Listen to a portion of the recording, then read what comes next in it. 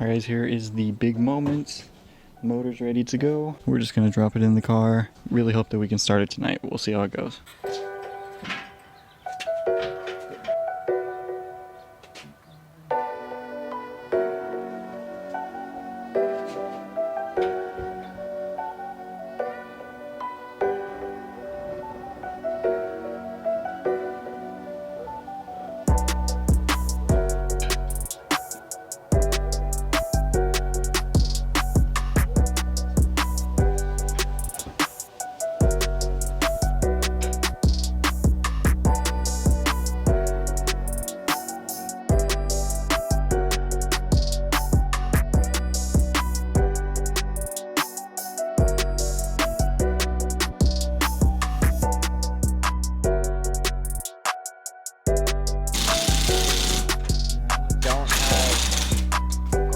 Alright guys, motor's in. It was kind of a pain in the ass to get the motor mounts because there's just so much shit here. But we got the motor mounts set up, trans is good. I'm just hooking things up like the fuel lines.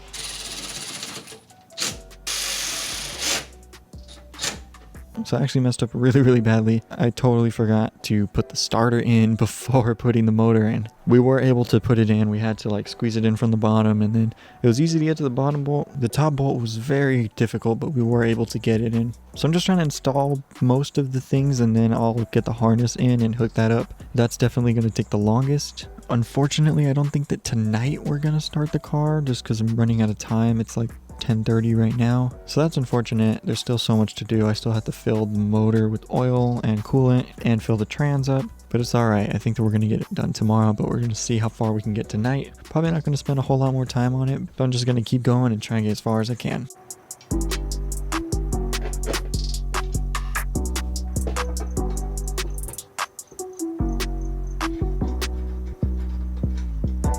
So right now what I want to do is fill the trans up, but I don't want to have to be under the car. So what we're gonna do is fill it through the trans here. We have the shifter out, so we'll put a funnel in and then we'll start filling the trans up.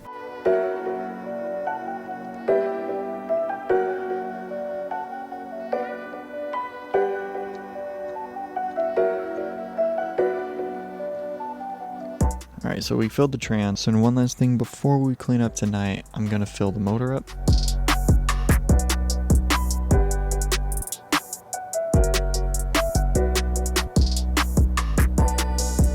So the motor's now full of oil. Dipstick is reading where it should. The only things we have left really are the intercooler piping as well as the harness. And we also have to do the radiator and the radiator hoses, and then just the whole front end, all the body panels. But we're almost there. We got the whole drivetrain is in. I just threw the drive shaft in because if you don't have the drive shaft in, it's going to leak out the back of the trans because it helps seals it. So yeah, that's how we're going to leave it tonight. We're going to finish tomorrow, hopefully. So that's where we're going to end tonight. I'll see you guys tomorrow. Alright guys, I have decided that today is the day that we get this thing running. Fortunately, starting a little late in the day, but we're going to get as far as we can, and hopefully we have enough time to just get it totally done tonight.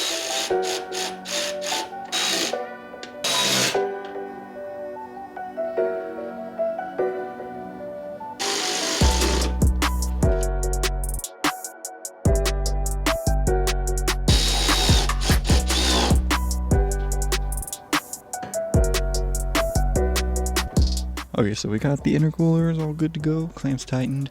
Before we get this section done, we're gonna put the harness on, because once we get the harness on, then we can throw the coil back cover on and the top intercooler pipe. I'm not looking forward to this, but it's gotta get done.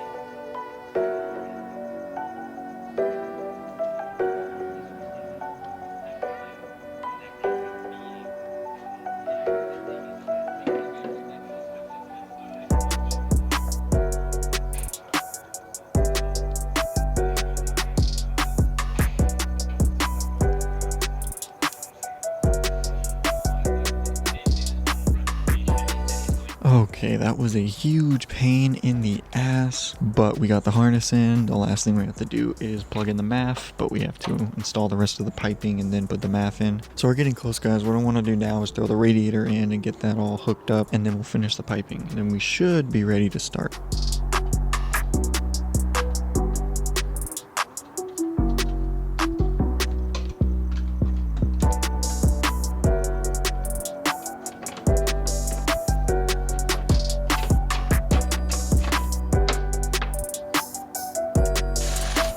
Radiator is in, fan shroud, hoses, cooling system's ready to go. Just gonna hook up all the intercooler piping and then we're ready to start.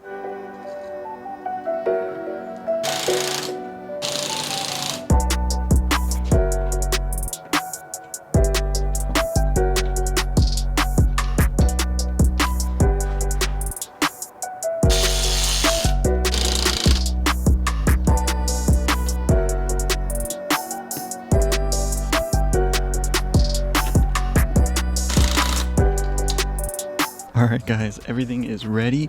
I'm super nervous. Just have to hook the battery up and put the coolant in. So I'm going to throw the coolant in and just pray that everything goes over smoothly.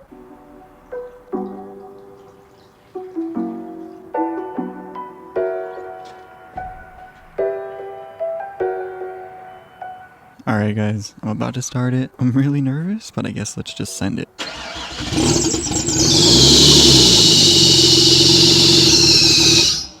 So it started, but it was super squeaky and the power steering belt wasn't moving at all. So the belt seems like it's a little loose actually. So we gotta tighten that up.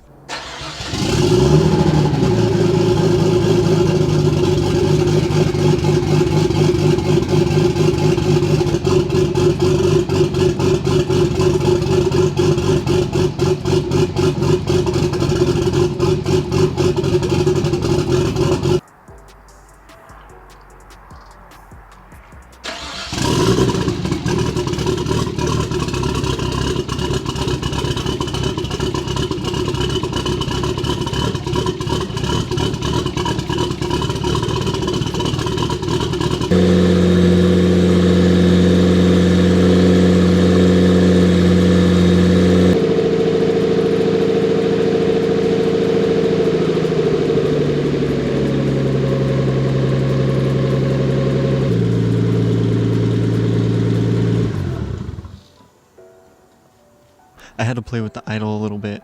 The idle air control valve is acting weird. It wasn't working and then all of a sudden started working. We're gonna have to play with that. See, worst case scenario, I will have to just like leave this unplugged and then just have the throttle body crack just a bit. There's a little screw. It's just kind of a pain to get to. But I mean, she runs, she sounds good. The idle at 1000 RPM is like perfect and it sounds good. For some reason, fuel pressure was way too high. I don't know why, I don't remember messing with that, but we just adjusted it down. I am very, very, very happy right now. So I'm hearing a coolant leak, but I can't find it. I stuck my phone down there to try and see, because there's a couple drips of coolant on the ground and I can hear like coolant bubbling out, but I can't find it. I looked at the hoses behind the motor, they look dry. Looked at everything under the motor, looks dry.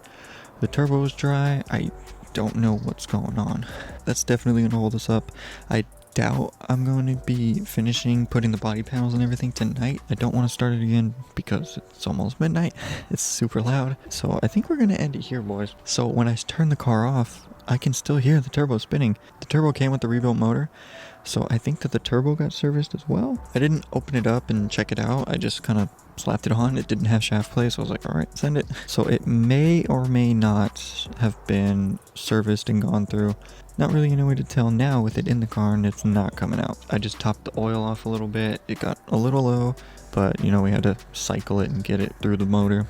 She sounds super, super healthy, but I think that's where we're gonna end it, boys. So honestly, did not expect to have the car running tonight. We had some minor issues with the power steering and the idle, which we're still gonna have to work on the idle. Right now it's like perfect, but it could change because the idle air control valve is acting up. Unfortunately, it sounds like there's a coolant leak somewhere. I'm not ready for that, especially not tonight. Definitely gonna have to figure that one out though. I do not want coolant leaking anywhere. This is just a huge milestone for the car. New motor sounds super healthy. We're gonna do a 1,000-mile break-in. I just have to take note of what the kilometers are on the dash, and then once we hit 1,000 miles, then we can actually like really drive it. And it's still just gonna be a street car, just a daily. It's stock, it's slow, so I'm not going to be like beating on it. I want this thing to last. But we successfully got the car running. It's exactly 2 weeks from the day that it broke and got towed home. We pulled the motor the next day, and then we just started replacing everything, and we fixed all the rust in the engine bay.